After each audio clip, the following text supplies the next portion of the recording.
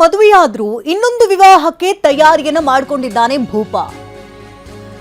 ಮನೆಯವರ ಒತ್ತಡಕ್ಕೆ ಮಣಿದು ಇನ್ನೊಬ್ಬಳ ಜೊತೆಗೆ ವಿವಾಹಕ್ಕೆ ಸಿದ್ಧನಾಗಿರ್ತಾನೆ. ಹಸಿಮಣೆ ಏರುವಂತಹ ಸಂದರ್ಭದಲ್ಲಿಯೇ ಮೊದಲ ಪತ್ನಿ ಎಂಟ್ರಿಯನ್ನ ಕೊಟ್ಟಿದ್ದಾಳೆ. ಮದುವೆಗೆ ಬ್ರೇಕ್ ಅನ್ನ ಹಾಕಲಾಗಿದೆ. ದೊಡ್ಡಬಳ್ಳಾಪುರದ ಬಸವ ಭವನದಲ್ಲಿ ಇಂದು ಮದುವೆ ಇತ್ತು.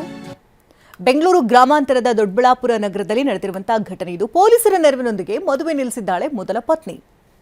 ಮದುವೆಗೆಲ್ಲ ಏರ್ಪಾಡಾಗಿರುತ್ತೆ. ಈಗಾಗಲೇ ಒಂದು ವರ್ಷದ ಹಿಂದೆ ಅಷ್ಟೇ ಕೇರಳ ಮೂಲದ ಯುವತಿಯನ್ನ ಈತ ಮದುವೆಯಾಗಿರ್ತಾನೆ. ಮನೆಯವರ ಒತ್ತಡದ ಮೇರೆಗೆ ಮತ್ತೊಂದು ಮದುವೆಗೆ ಈತ ತಯಾರಿಯನ್ನ ನಡೆಸಿಕೊಂಡಿರ್ತಾನೆ.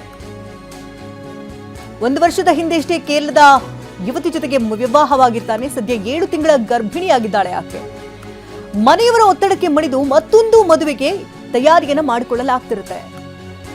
ಇವತ್ತು ಇಷ್ಟೊತ್ತಿಗಾಗಲೇ ಇನ್ನೊಂದು ಮದುವೆ ನಡೆದು ಹೋಗಬೇಕಾಗಿತ್ತು. ತಯಾರಿಗಳು ಕೂಡ ಎಲ್ಲ ಆಗಿತ್ತು. 2ನೇ ಮದುವೆ ಬಗ್ಗೆ ರಾತ್ರಿಯಷ್ಟೇ ಮೊದಲ ಪತ್ನಿಗೆ ಆತ ತಿಳಿಸಿರ್ತಾನೆ. ಬಲವಂತದಿಂದ ಮದುವೆ ಮಾಡಿಸಿದ್ದಾರೆ ಅಂತ ಅಳಲನ್ನ ತೋಡ್ಕೊಂಡಿರ್ತಾನೆ. ನಂತರದಲ್ಲಿ ಎಂಟ್ರಿ ಕೊಟ್ಟು ಈಗ ಮದುವೆ ಬಂದ್ ಆಗಿದೆ. ಏನು ಗೊತ್ತೇ ಇಲ್ಲ ಸರ್. ನಾವು 1.5 ವರ್ಷ ಆಯ್ತು ಪರಿಚಯ ಆಗಿ. 1 ವರ್ಷದಿಂದ ನೆಂಟಸ್ಥಾನ ಮಾಡಿದ್ವಿ, ಹೋದ್ವಿ, ಕೇಳಿದ್ರೆ ಅವ್ರು ಏನು ಇದನ್ನು ಇದು ಮಾಡಲಿಲ್ಲ. ಈ ಥರ ಏನೋ ನಮ್ಗೆ ಗೊತ್ತಾಗಲಿಲ್ಲ. ಒಳ್ಳೆ ಜನ ಒಳ್ಳೆಯವರು ಅಂತ ಹೇಳ್ಬಿಟ್ಟು ನಂಬಿದ್ವಿ, ಕೊಟ್ವಿ. ಈ ಥರ ಅವನ್ನ ಸುಮಾರು ಸಲ ಕೇಳಿದೆ, ಏನಪ್ಪ ನಿನಗೇನಾದ್ರು ನಮ್ಮ ಹುಡುಗಿಗೆ ಮದುವೆ ಮಾಡ್ಕೊಳ್ಳೋಕೆ ಇಷ್ಟ ಇದೆಯಾ ಇಲ್ವಾ ಅಂತ. ತುಂಬ ಇಷ್ಟ ಇದೆ, ನಾನು ಲವ್ ಮಾಡಿದ್ದೆ ಅಂತ ಕೇಳಿದೆ. ನಾನು ಲವ್ ಮಾಡಿಲ್ಲ, ಆ ಥರ ನಾನು ಹುಡುಗನೆಲ್ಲ ಅಂತ ಹೇಳಿದ್ದೆ. ಹಂಗಾಗಿ ನಾವು ಇದು ಮಾಡಿ ಪ್ರೋಸೆಸ್ ಮಾಡಿದ್ವಿ, ಮದುವೆ ಮಗೆಲ್ಲ ಬಂದ್ವಿ. ಇವತ್ತಿನ ದಿವಸ ಈ ಥರ ಆಯಿತು. ಇಲ್ಲ, ಸುಳ್ಳು ಸರ್, ಎಲ್ಲ ಸುಳ್ಳು. ಹಂಗೆ ಹೇಳಿದ್ರೆ ಹಂಗೆ ಹೇಳಿದ್ರೆ ನಾವು ಮದುವೆ ಮಾಡಕ್ಕೆ ಹೋಗ್ತಾ ಇದ್ವಾ?